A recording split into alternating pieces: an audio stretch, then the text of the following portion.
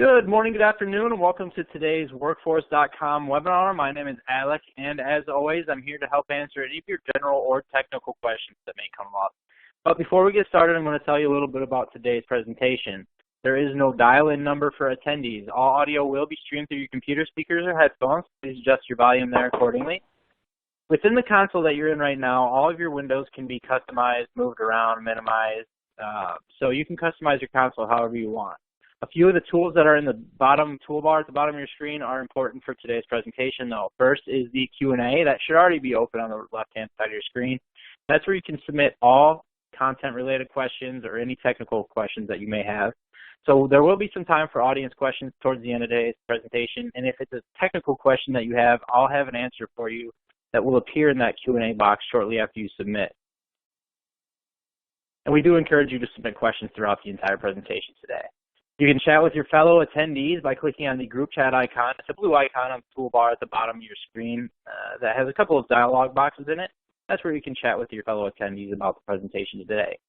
You can download a PDF of the slide deck by clicking on the resource list, which is down there in that toolbar as well, and that's where you can pull down that PDF to take notes and follow along if you'd like. This webinar is being recorded. You're going to receive a link to that recording about 24 hours after the conclusion. In that same email will come your HRCI and SHRM certification codes for today's event. Another thing to note about those codes is that they will appear in the certification box in the upper right-hand corner of your screen after the required watch time has elapsed. So keep an eye on that at the end of today's presentation and make notes of your codes at that point. All right, I'm excited for today's event. A lot of work has been put in today's webinar for you all, and I'm excited for this content to be shared with you all. So first things first, I'm going to pass things over to Brianna Harvey from Achievers to get things started. Brianna? Yes, Alex, thank you so much for that introduction, and good afternoon, everyone. A little more about me. My name is Brie Harvey, and I spent the first 8 years of my career in talent acquisition before pivoting to the lovely world of training and development. I currently work as an employee engagement evangelist, and I swear I'm not just saying this. I truly think I have the best job in the world because I get to spend my days researching, writing, and speaking about employee motivation and what the most progressive organizations are doing to enhance their people strategy. The only drawback of my role is actually experienced by all the people in my personal life who have to hear me incessantly talk about the latest trends in human capital management. Apparently, not everyone is as fascinated by employee engagement and culture as I am, but today, I'm in good company with culture and engagement expert, Dr. Natalie Baumgartner. Dr. Natalie, tell us a little bit about yourself for anyone who may not have happened to catch your TED Talk or heard you on NPR or read any of your numerous articles on Harvard Business Review or Forbes. Thanks, Brie. Hi, everyone. I'm Natalie Baumgartner, and I'm the Chief Workforce Scientist at Achievers, otherwise known as the Resident Culture and Engagement Nerd.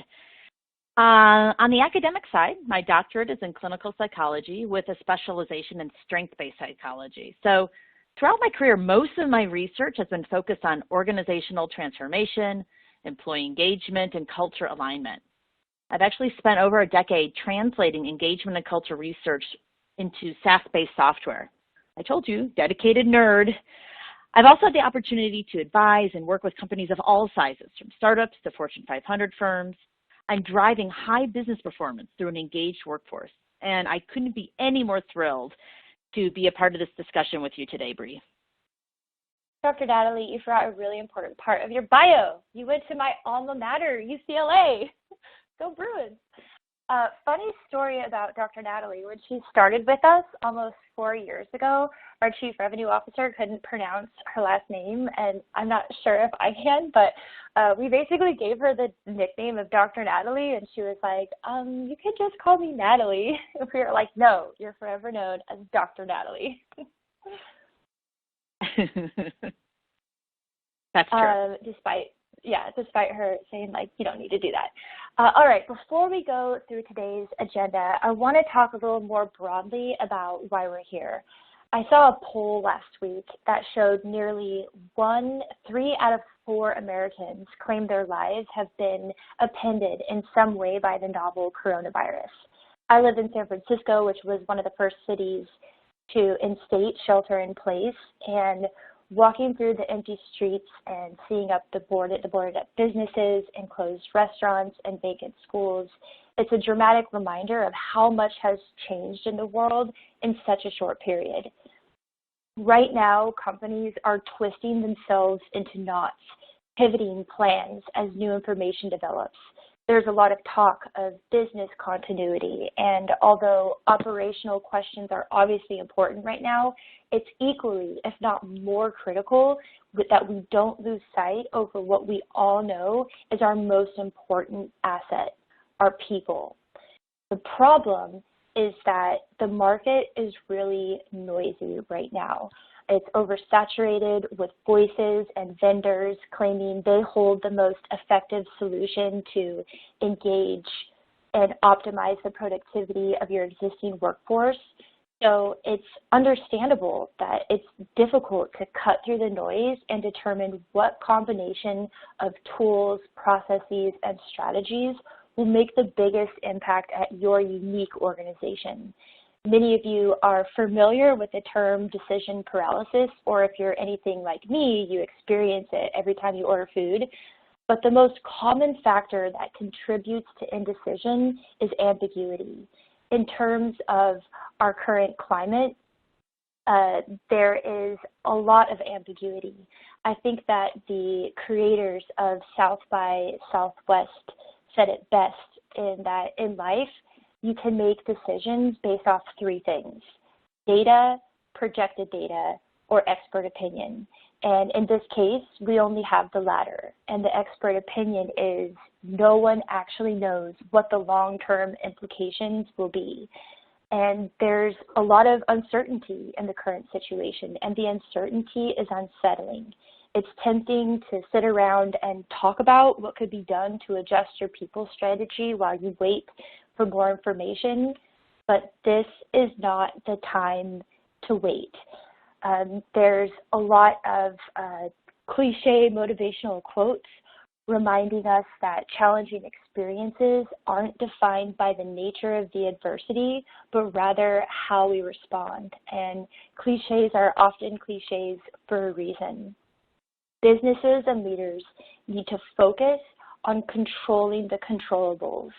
And the reason I'm so thrilled about today's discussion is because it's centered on exactly that, doubling down on what works and spotlighting practical solutions rooted in research so you can optimize your next move forward. So we're going to start today by having Dr. Natalie explore what resilience is and why it matters right now more than ever before. But we're going to spend a bulk of our time talking through how to build it, and we'll be weaving in examples and best practices throughout, and then we'll tie it into a neat little bow with some key takeaways before we open up the floor for questions. Dr. Natalie, thank you again so much for being here.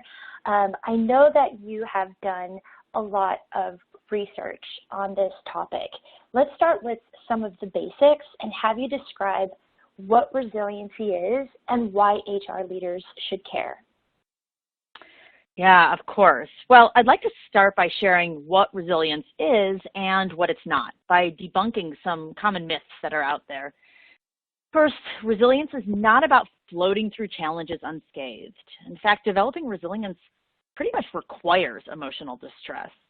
And second, although there's genetic and even psychological evidence which shows that some people have naturally higher baselines of resilience than others, one of the most exciting truths to me about resilience is that it's a skill. And so like any skill, it can be learned. And with effort, it can actually be dramatically enhanced over time. Over the last decade, clinical researchers, neuroscientists, psychologists, organizational development experts, they've all increasingly identified resilience as an important area for us to study. It's been made clear that the pace and the intensity of business just isn't slowing. And burnout and workplace stress are on the rise. And the organizations that are carving out a competitive edge and gaining market share are those that are agile and able to quickly adapt in the face of disruption. So, what is resilience exactly? Well, research and psychologists who've studied resilience for decades, they've studied it as a factor that differentiates those that thrive versus plummet. Resilience is that inevitable quality that allows people to manage adversity through a high-functioning framework. Rather than letting failure drain their resolve, resilience makes it possible for people to find a way to adjust and then recover quickly. A powerful display of resilience can be seen right now in Iran with their dance challenge craze. In an effort to lift the spirits of patients and frontline health workers, medical staff dressed in protective suits, face masks, and gloves are posting footage of themselves singing and dancing in symbolic defiance of this outbreak that's claimed thousands of lives in their country. When you look at the benefits of resilience, it becomes clear why it's often referred to as the miracle drug of organizational success. In addition to speeding up productive responses when setbacks occur, resilience has been shown to influence a variety of psychosocial factors, including acting as a buffer against workplace stress. And it's also been linked with stronger physical health as well. What's more, employees experiencing resilience tend to build high-quality connections and relationships with others, characterized by effective communication and high levels of trust. In fact, a group of researchers from the University of Texas at Austin did an interesting study on a group of hospital nurses. They looked at the relationship between resilience and outcome factors such as intent to quit, absenteeism, depression, performance, perceived stress, and job satisfaction, just to name a few. Their research showed that resilience had a moderating effect on virtually every single performance and psychological outcome measured. That suggests that with the right conditions in place, frontline employees experiencing resilience, they can remain engaged and well-adjusted and high-performing even in times of crisis.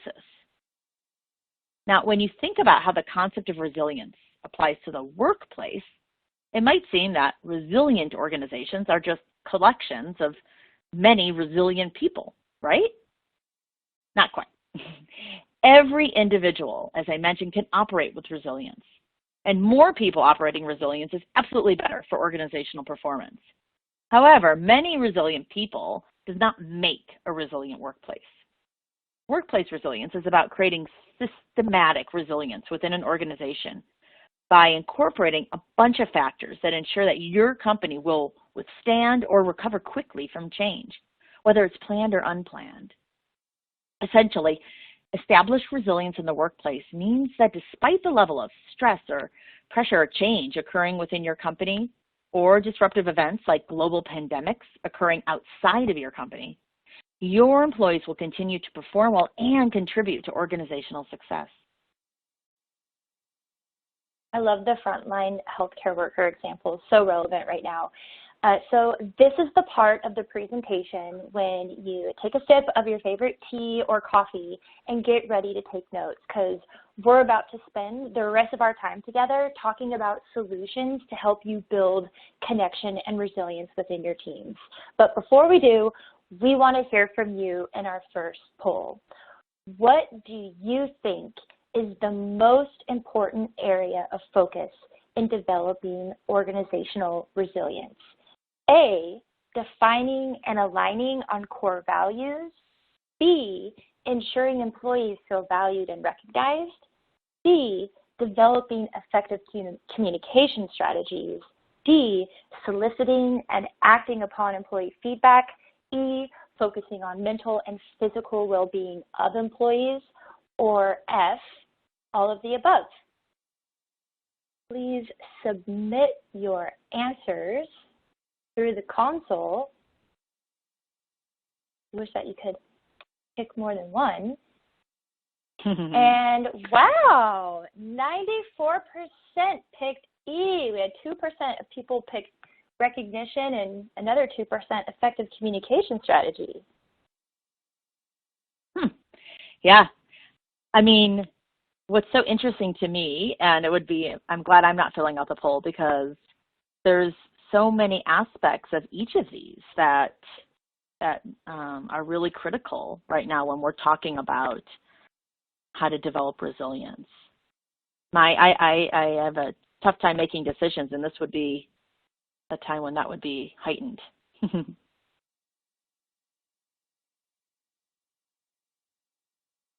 Yeah, and it really points out the fact that every organization is at a different stage of their journey, and there's no one size fits all solution. Yeah, exactly. I love how there's a variety of answers because it reflects that fact that organizational resilience has a positive impact on a wide variety of factors, those we listed, but also so many more. Every organization's at a different stage of their organizational resilience journey, each with unique opportunities, but also challenges. So the truth is what might work well for one company and their employee population could differ from that of the company next door. Now, that said, there are so many things that you can do to enhance the resilience of your workplace, and that's what we want to talk about today. Having spent the last couple of decades focused on the science and practice of cultivating high-performance cultures, I'll be the first to admit that organizational culture has many layers. It's dynamic and it's complex. However, if you survey the vast landscape of literature on the strategies that are most effective when it comes to creating transformative organizational resilience, there are three themes that consistently surface. First, embracing employee recognition best practices. Second, adopting communication strategies that are appropriate for the times. And third, enhancing your employee listening to identify and impact key drivers driving engagement and performance. So we're going to go into each of these in detail, but before we do, I want to first take a step back and talk about the important and really powerful relationship that exists between trust, resilience, and connection, because they really all go hand in hand. One of the fundamental conditions that must be in place for a company to reach high levels of resilience is what Harvard Business Review describes as a high-trust environment. A few years ago, neuroeconomist Dr. Paul Zak delivered a decade-long longitudinal study that exposed the favorable business outcomes organizations experience when they're successful at creating employee experiences centered around trust. It's pretty straightforward that if you work at a company where you trust your leaders and the people around you, and there's a high level of transparency, you're naturally going to experience lower levels of stress and higher levels of energy, all of which we know results in greater engagement and productivity. Dr. Zek's study also revealed that the factor that had the largest and most immediate impact on team trust was the exchange of meaningful peer-to-peer public recognition. Now, when it comes to evidence for the correlation between trust and recognition and forging resilient work cultures, Harvard Business Review isn't alone. Research spanning from Gallup to Forbes to SHRM consistently shows that authentic peer recognition is an instrumental ingredient to building trust, connection, and employee engagement. I love what you said about the role of authenticity in recognition, because it actually brings us to our first step HR leaders can employ to maintain resilience and connection right now. And that is investing in processes and technology that embrace employee recognition best practices that are proven to work, that are rooted in behavior science. I read somewhere that the benefits of recognition have been studied to death, and if you survey all of the prevailing thought leadership from analyst data to academic research, it's indisputable that recognition is widely regarded as the simplest, most reliable way to improve morale and boost employee engagement and retention and so on. So it makes sense that according to World at Work's most recent report on trends in recognition, that a vast majority of organizations have some form of a recognition program in place. What's interesting, however, is when you ask employees, you wouldn't know it, as 82% indicate they wish they received more recognition. Even more disturbing is when you ask organizations that have recognition programs in place. According to World at Work, only 18% claim their recognition program is quote unquote definitely delivering on the objectives of the investment. So if 90% of companies have recognition and most employees don't feel like they're being recognized enough, and only 18% of leaders say that their recognition is definitely working. Dr. Natalie, tell us, what in the world is the disconnect? Well, the issue is that although all recognition is good, not all recognition approaches have the same impact. When we look at behavioral science research and compare it to the collection of data gleaned from management consulting firms or market analyst reports, a few concepts surface in terms of what enables recognition to be effective at driving employee engagement and business outcomes. In order for recognition to have maximum impact, it must be immediate, public, specific, and regular. So let's unpack each of these a little further, starting with the importance of real-time recognition. Studies on strength-based coaching show that the more space and time that passes between an exhibited behavior and a received recognition, the less of an emotional and performance impact that recognition has. One of our customers recently shared an example with us that demonstrates the importance of the timeliness of recognition. Brie, would you share that story with us? Yeah, absolutely. So this is a recognition sent from an executive at a large supermarket. We modified it to protect the identity of the company and the sender, but basically what was going on is that store managers and district managers had been working around the clock, getting up to speed with the new COVID-19 health and safety guidelines, preparing for staff trainings and team huddles. The warehouse and distribution staff had been working on overdrive to replenish shelves as quickly as possible, and the storefront employees were working longer shifts and dealing with more frantic and distressed customers with less employee coverage due to a slight uptick in absenteeism, and everyone was understandably feeling stressed, trying to do their jobs while complying with the new regulations to keep themselves and their families and their customers safe.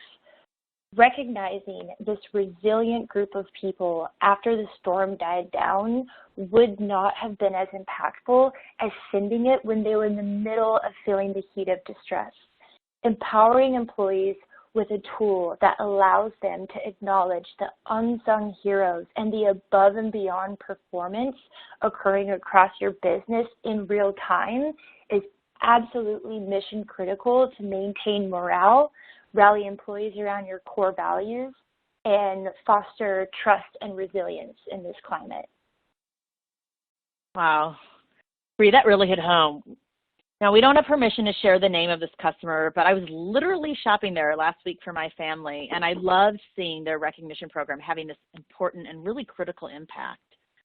The other thing I love about what this customer did was that they used our platform to send out a mobile notification to all frontline employees, acknowledging that since they were increasing exposure for themselves and their families by coming to work during the pandemic, they enacted a temporary pay raise. I didn't know that. It's great. The second best practice of ensuring that recognition has maximum impact is incorporating a transparent or public component to the recognition. There are a bunch of key benefits of making recognition moments visible to your entire employee population, one of which is that the recognition moment then becomes amplified across the organization and encourages all employees, regardless of their location or their function, to join in on celebrating the moment. Public recognition also provides employees with a forum for showcasing all the great work that's being done to deliver on your company's purpose and mission. We have a saying at Achievers that what gets recognized gets repeated. Repeated. I love that. Yeah, and to add to that point, I remember when I started at Achievers, scrolling through the recognition news feed and kind of getting a sense for what people were being recognized for, so I could model that behavior because I wanted to be recognized. Also, having that transparent and social aspect really plays an important role in ensuring remote workers are being connected and engaged. I've been feeling this one personally these last few weeks as all of Achievers offices globally are temporarily closed. I'm a very social person, so this isolation hasn't been easy for me, but when I'm having a bad day and like my energy is low, instead of mindlessly scrolling on Instagram, I go to the news feed of our recognition platform so I can see what's going on across the company, and It really lifts my spirits to see the awesome work that's being done, especially right now when there's so much bad news in the world. Sometimes I'll see that there's been movement on projects I'm involved in or initiatives that affect me as an employee. And I know it may sound cheesy, but having that level of transparency is powerful because it really does break down barriers to time zones and silos. It makes you feel part of something bigger. I totally agree. I started working remotely several years ago now, and I sometimes feel like I'm on an island. And so I definitely prefer scrolling through the newsfeed of our own recognition program over Facebook any day. Yeah, the next definitely. best practice to optimizing gratitude within your workforce costs next to nothing to implement. That's nothing to implement. It has to do with the specificity of recognition. The more details included about how the observed behavior impacted a goal or helped a person, and the more meaningful and personalized the wording is about why the person's being recognized, the stronger the impact will be on the receiver. Exactly. And sending a recognition that says, thanks for being awesome, isn't specific. It's not meaningful or convincing. Whenever we implement a new recognition program for a customer, we have exactly 0 customers asking for product training because the platform itself is really intuitive. However, a bulk of our training is actually centered around this point and how to send effective recognitions. Recognition must be written in a meaningful way that outlines exactly what the person did that was so great. It sounds simple, but for some it's much easier said than done, and that's okay because just as resilience is a skill, so is learning to be specific when you're recognizing someone. Which brings us to our final best practice, and that has to do with the regularity of the recognition. And if there's nothing you take away from this section, please, please, please let this be it. Recognition does not work unless it's regular. That's right, I'll repeat. Recognition doesn't help foster trust, engender connection, or build resilience in times of crisis or even on your average Tuesday if it's not regular. And in fact, absolutely nothing in life works unless if it's regular. You would never exercise 3 or 4 times a year and expect bodily transformation. Recognition is no different.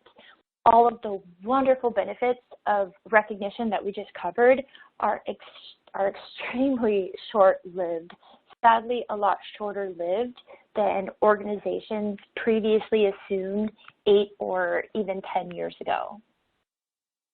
That's totally true. In fact, when you look at what happens in the brain when someone receives recognition, 2 things are really clear.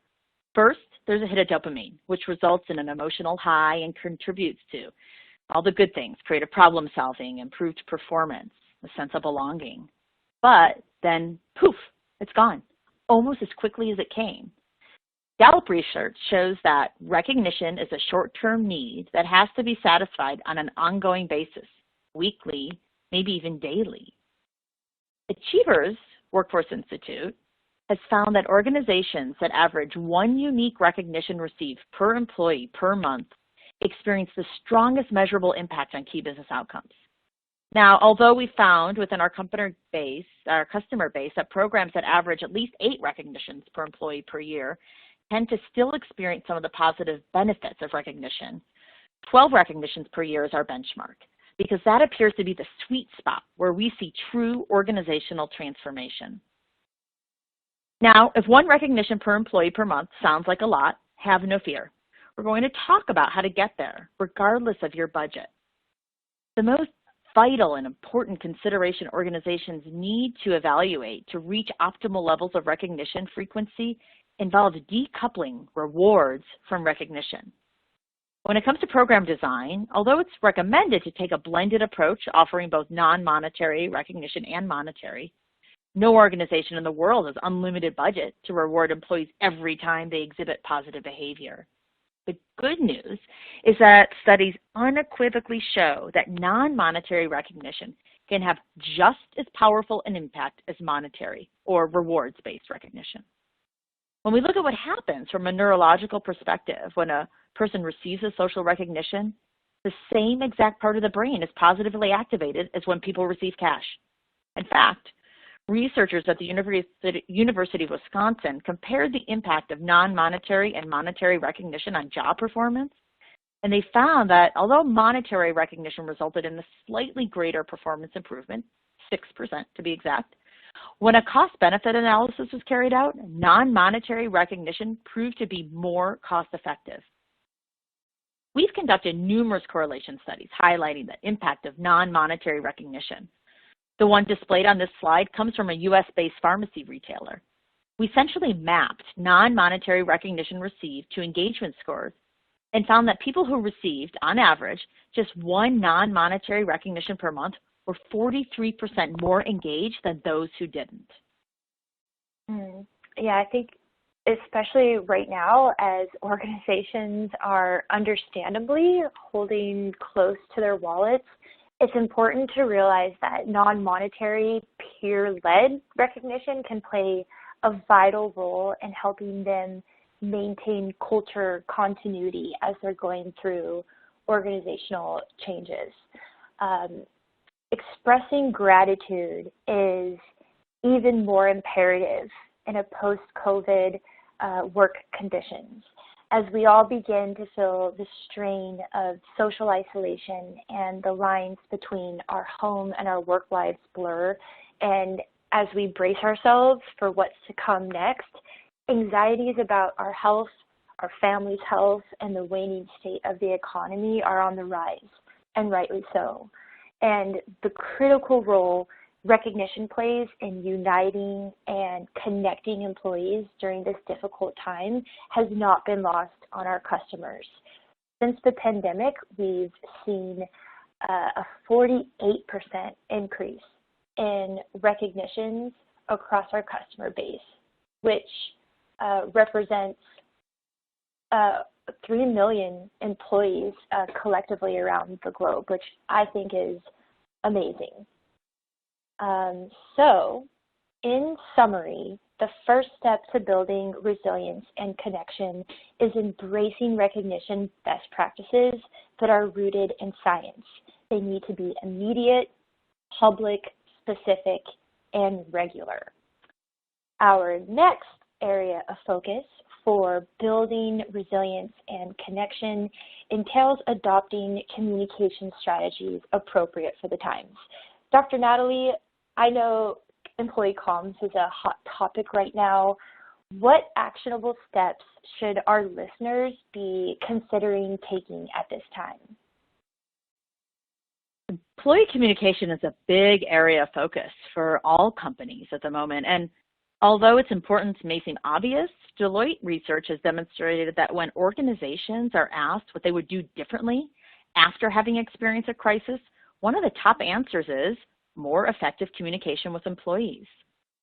30% of crisis management professionals believe that employees are the most overlooked stakeholder when organizations are dealing with a crisis. Although many different types of organizational communication are important in a crisis, my top 3 tips will be focused on organization-wide communication, as I'm sure that's top of mind for you just as it is for us.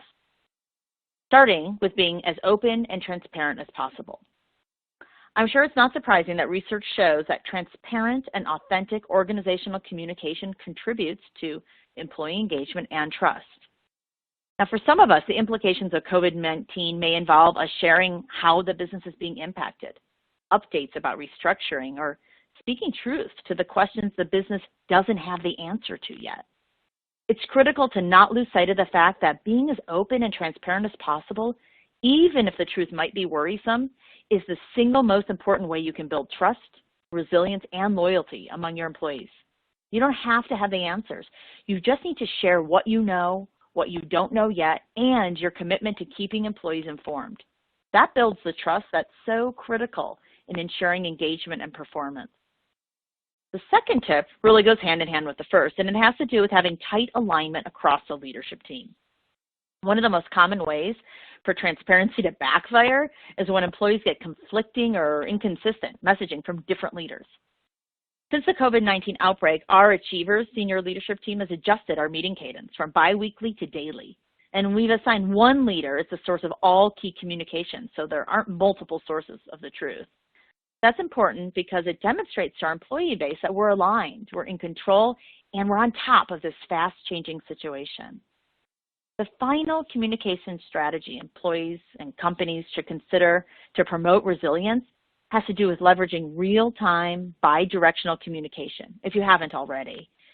Implementing mobile-first employee communications that allow you to deliver real-time communication to different segments and locations of your employee population, it's more vital than ever now. Posting on a static content page like an intranet just doesn't cut it in times of crisis, especially with employees who might not be sitting in front of a computer. Yeah, and a lot of our customers have used our platform to communicate highly time-sensitive information to offline employees. Last year, we had a customer who had an urgent product recall that had fairly serious consumer health implications, and it was really helpful for them to just quickly blast out a notification to the various segments of their employee population so everyone could act immediately and mitigate any further risk. Since the COVID-19 outbreak, we've had a lot of our customers use our software to push out communications concerning important action items, such as updating their emergency contact information or home addresses. And what's great about it, to your point, Natalie, is that it's not this unidirectional exchange of information. Leaders and administrators can get visibility on the comments in real time so they can respond to appropriately gauge what their next step should be, which kind of parlays nicely into our third and final point. Now that we have explored the importance of embracing recognition methodology that works and how to adopt communication strategies that are appropriate for the times, we're going to dig into the final area of focus for bolstering resilience and connection in these crazy times, and that entails adopting a more agile employee listening strategy. While some companies may feel compelled to shut everything down and kind of check back in with employees when the crisis abates, it's more vital than ever to open up the lines of feedback and encourage employees to share.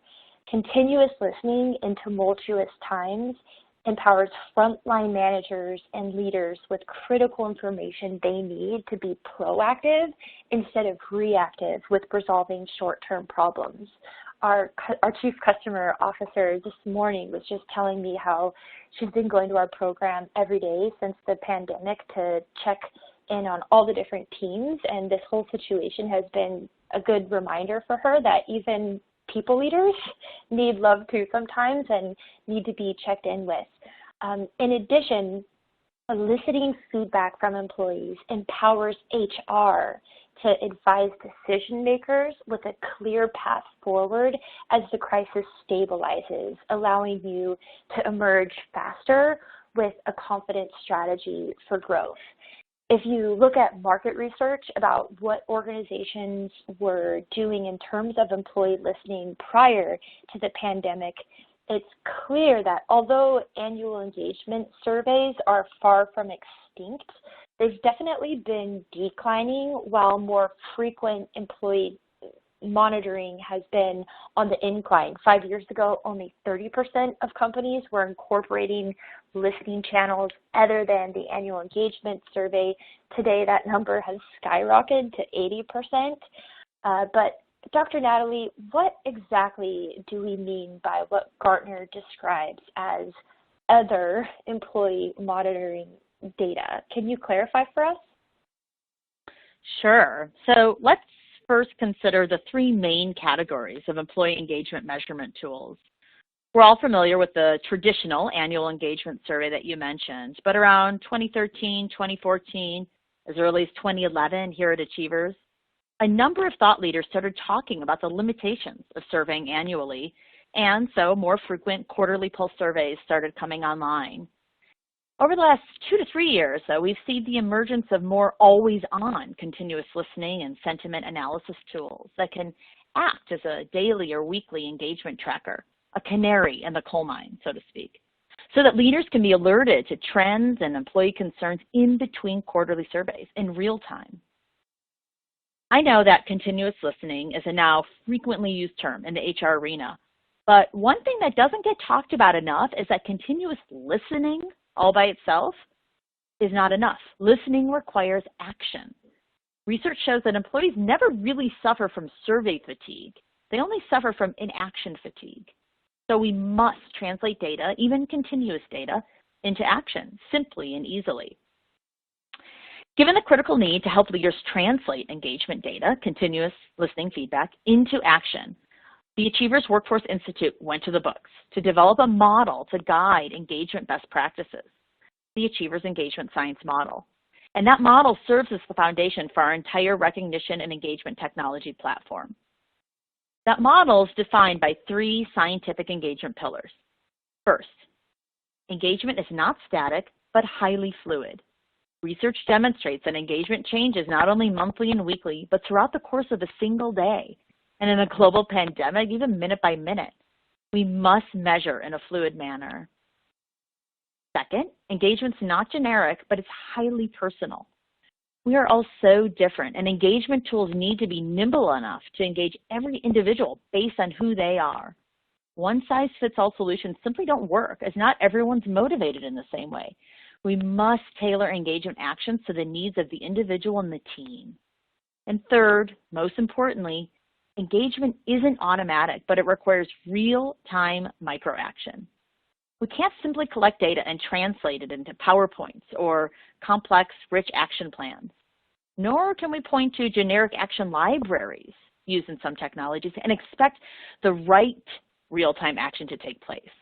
Managers account for 70% of the engagement of their teams, and yet only 30% of managers take the right action on the data provided by their employees. No one wants their engagement feedback to be ignored. It's critical to translate data into real-time microaction. The essential need for a fluid, personal, and action-oriented approach to engagement, it's reflected in findings presented in our 2020 Engagement and Retention Report, where a staggering 90% of employees claim that they're more likely to stay with a company that not only takes, but also acts on feedback. This figure from Deloitte is illustrative of many studies that tell the story that organizations who leverage continuous listening tools to navigate change management and strengthen their employee experience outperform their peers, and they'll continue to do so amid COVID-19 and beyond. Brie, can you tell us a little bit about how all this has played out recently within our customer base here at Achievers? Yeah, absolutely. So prior to the pandemic, one of our banking customers actually had a non-existent work from home policy. And like a lot of companies, they were essentially forced to pivot to a virtual work environment with very little notice. And they dealt with a bit of a fiasco with getting their network infrastructure up and running and getting people the basic equipment they needed to do their jobs with a very lean HR team, I should add. And naturally, with the first week of working remotely, the company pulse dropped and it was low. And the HR team knew they needed to be proactive about re-energizing their culture. So they did what I think was a really awesome job, rolling out a series of virtual events, happy hours, and even a gaming event with avatar-based socialization. But through our platform, managers caught wind that despite the culture team's best intentions, there were some things left to be desired with the meetups. Namely, they hadn't thought through the fact that there was a segment of their employee population who didn't have a strong appetite for alcohol-forward poker tournaments and game-themed happy hours, because as the end of their work days neared, the reality was they had kids to take care of and their obligations that arose from not having normal childcare. And it wasn't that they didn't want to participate in the happy hours, but they felt excluded. And as soon as they started seeing some of the comments surface, they were like, that's totally fair. In fact, one of the HR team members was like, yeah, I haven't even been able to join any of the meetups because they happen at the same time I'm making my kids dinner, who are running wild by the end of the day because they're not in school. So in response, they rolled out this family yappy hour meetup where everyone, including employees with kids or restless partners or parents or fur babies, were encouraged to connect, but a little bit earlier in the workday. And from my perspective as an employee, that's what makes people feel seen and heard and appreciated, and not just times of change and crisis. When employees give the gift of their observation and unfiltered, authentic experiences, and the company listens and understands and acts, that's what you need to do to get loyalty. For sure. In my opinion. I can relate to, yeah, I agree. And I can relate to that story as a mom of 3 little girls that are constantly running in and out of my now home office. And they're so cute, though. I love it when they pop in. Yes, they make real-time appearances often. But I just love that responding to employee feedback doesn't always have to be a massive ongoing initiative. In fact, real-time bite-sized efforts are what work. Action can be those real-time tweaks to an existing plan or policy, or something as simple as communicating with employees to let them know that you hear their concerns and that you're working on identifying a solution. Success isn't necessarily having an answer today, but bringing your employees along the journey to get there. Yeah, totally. Just telling people that you hear them and you understand what they're going through and you're working on it is effective and free. Okay, we are coming up at the end of the hour. This just flew by. I think that we actually have time for a couple of questions, but first, I want to, in review, today we explored 3 key areas of focus for fostering resilience and connection in times of crisis, uncertainty, or change. And the best thing about these tips is they're evergreen, and they will help you enhance your employee strategy and experience and drive performance even after things stabilize. The first step is embracing employee recognition best practices that are rooted in behavior science. There's a mountain of scientific evidence clearly demonstrating that for recognition to be impactful, for you to experience all the wonderful benefits it has to offer, it's got to be real time. It has to be transparent and very specific in describing why that person is being recognized. And most importantly, it has to occur regularly, at least once a month. And you can't do that without leaning on and leading with non-monetary recognition. Secondly, it's important to adopt communication strategies that are optimized for the times we're in. This requires transparency, tight leadership alignment, and leaning in to real-time, bi-directional communication. And lastly, it's necessary to upgrade your employee listening strategy if you haven't already done so you're able to get direct line of sight into engagement issues on the front lines in real time so you can react. Oh gosh, we have some great questions. We're going to go with Harold's question for Dr. Natalie, which is I love this question. Ooh, challenging. Just curious, how valuable is employee feedback during times of extreme anxiety and unusual circumstance? Yeah, so I think I see the rest of the question is given the nature of the priorities we're dealing with as a business and how lean we're running, it seems like it would be nice to have resources to do that, but maybe not a must-have. And that's, that's that part, yeah. Yeah, I think that's a great, right? The first part, you're like, yeah, it's important. And I think that's a very real question. So what we know is that there is no bigger driver of business performance than employee engagement, and there is nothing like a global pandemic and all of the associated challenges that face organizations to put engagement at risk. And the only way that we can address those engagement challenges that employees are facing is by asking them about what's going on. So, I really get that as a senior leader within our own organization.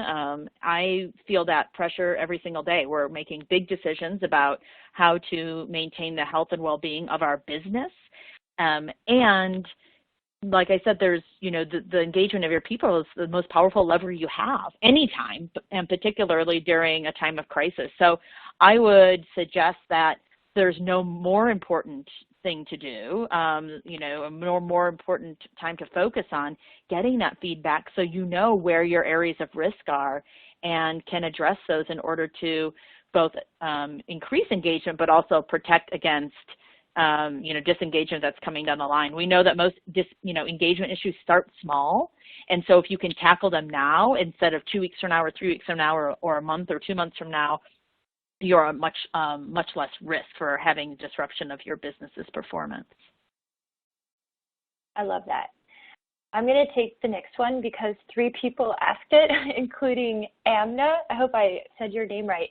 This session is being recorded. It will be sent out in a follow-up email afterwards. Third question, I'm going to take this one for Dr. Natalie. What questions specifically should we be asking employees at this time? From Michael. Yeah, right. We've been wondering the same thing, and in fact, starting, several weeks ago now. And it's one that's a great question, and one that the Workforce Institute at Achievers has been thinking about a lot over these past few weeks. And we went to the books. That's what we do at Achievers. We are a science-driven technology company, so we went to the research and we identified through academic and business research, the drivers that most impact engagement and well-being during a crisis. And so this week, we're actually releasing our critical events survey and toolkit to our customers, where we've identified what we call the protective drivers to ensuring that your employees are engaged in the most important ways during a crisis. So they're not all the same as our typical engagement drivers, but they're just a very small set, because we know that it's much more important to focus on just a few things and really tackle them rather than trying to boil the ocean. And so there are just a few drivers that are most predictive of employee engagement and well-being. And so they're incorporated into that survey and that toolkit. And if you all, as participants in our webinar today, are interested in receiving a copy of that survey and toolkit, just feel free to email us at workforceinstitute@achievers.com, and we will reply and give you a copy. We really want to get this out into the world to be able to help more organizations. Yeah, I will say I have the email on a slide and on the next slide as soon as we wrap up the questions. But yeah, that's awesome. We just released that critical event survey this week to our customers, which I see we have a few on the line. Hi, Zara. Okay, I think we have time to squeeze in one more question, Dr. Natalie. This is from Hampton Roads Work. What's the best way to gain more participation from my employees when it comes to feedback? Yeah, that's right. That's a great question, because if we don't get participation, we have no feedback and we have no data with which to work from. So in my experience, when employees know that their input is being listened to and will be addressed, that is the best predictor of employee participation. And I know that's not something that can happen overnight, but actually the COVID pandemic is truthfully a great opportunity to demonstrate that to your people. If you can, if you do intend to put a survey out there, some kind of, survey. Again, you can use a tool that you have. If you have a engagement survey tool, you can use SurveyMonkey, any way to get out those questions around, kind of managing through effectively during critical events. If you can let folks know in advance before you send the survey out, when you'll be sharing with them what you learned from it. So say you send the survey out tomorrow, you say, in 10 days, at this time, we're going to either through a virtual webinar, virtual WebEx, or or just a page that of comments that your CEO will provide or your head of HR will provide, and let you know what we learned and what we're going to do to address the things that we learned. That will increase participation tremendously. And remember, you don't have to have answers to all of the concerns. It's perfectly fine to come to that reveal, whether it's either virtual or through a written effort, and say, here are the 10 things we learned, and we have answers to 2 of them. And these 8, here's what we're doing to start to work on those. And we'll be back to you, in another week or 2 weeks or 3 weeks, and let you know what progress we've made. That increases engagement tremendously. There's good evidence that even saying you don't have the answer, but we heard you, increases engagement. So setting a time ahead of time to let folks know that you will be responding to their feedback, either through a full company effort or by specific managers, has a really big impact on engagement. And what I think you'll find then over time is that will grow. So it will have impact on participation, and then over time that will grow. It'll just feed upon itself, and then of course delivering on the action is most critical. But don't feel overwhelmed and like I don't want to deliver a survey because I can't act right now, I'm buried. It's better to know what people are worried about and concerned about and take time to act. But of course action ultimately is the key deliverable. Yeah, totally. People suffer from inaction fatigue, not survey fatigue. Okay, we have so many other questions that we don't have time to get to, but we will be responding to it. We have like a really good one about balancing authenticity versus recognition, authenticity versus regularity. We will get to them remotely. And to AMNA, we are going to be giving information about how you can get more information about Dr. Natalie's work. Again, for anyone that's interested in requesting a copy of our critical event survey and toolkit, although it's kind of meant for exclusively customers, if you just mentioned that you attended this webinar, email us at workforceinstitute@achievers.com, and we'll be happy to give you a free copy.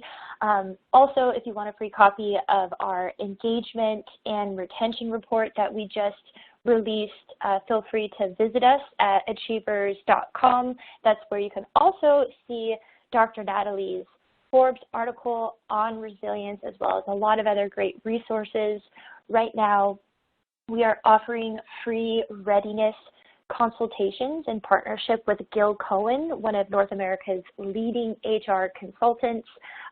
Basically, he will get on the phone with you and help you determine if your company is even ready for a more agile approach to employee listening. There'll be a link in the follow-up email from this webcast with more info of how you can do that. And lastly, feel free to connect with me on LinkedIn. I would absolutely love to hear your thoughts or feedback about today's program, or if you have ideas on future topics. I literally respond to 100% of all my LinkedIn messages. They always make my day. And last but certainly not least, I have to thank all of you for your participation and my amazing speaker, Dr. Natalie. She was supposed to be on vacation last week for a wild spring break in her house with her three lovely daughters and her husband, and she spent a lot of it huddled away preparing for this presentation. So live recognition to you, Dr. Natalie. Alec, I think you have some closing comments for us. Brie, thank you so much. I just kind of want to echo those statements of thanking everybody for attending today. We really appreciate it. We had a lot of participation in that Q&A session, so thank you all for that. And thanks to Natalie as well for joining us. I know a lot of time was put into this presentation you both brought us today, so we really appreciate that. I also want to thank Achievers for sponsoring today's event. It's always a pleasure to work with the folks there. And like I said, a ton of work was put into today's event, and we really appreciate their support here at Workforce and beyond. So thank you so much to Achievers once more. All right, so thanks everybody on the line. We'll see you all back here for our next Workforce.com webinar taking place next Wednesday, April 8th at 2 p.m. Eastern, 11 a.m. Pacific, titled Rely on Resilience, Navigate Uncertainty with Confidence. So thanks again, everybody, and have a great day. Thank you.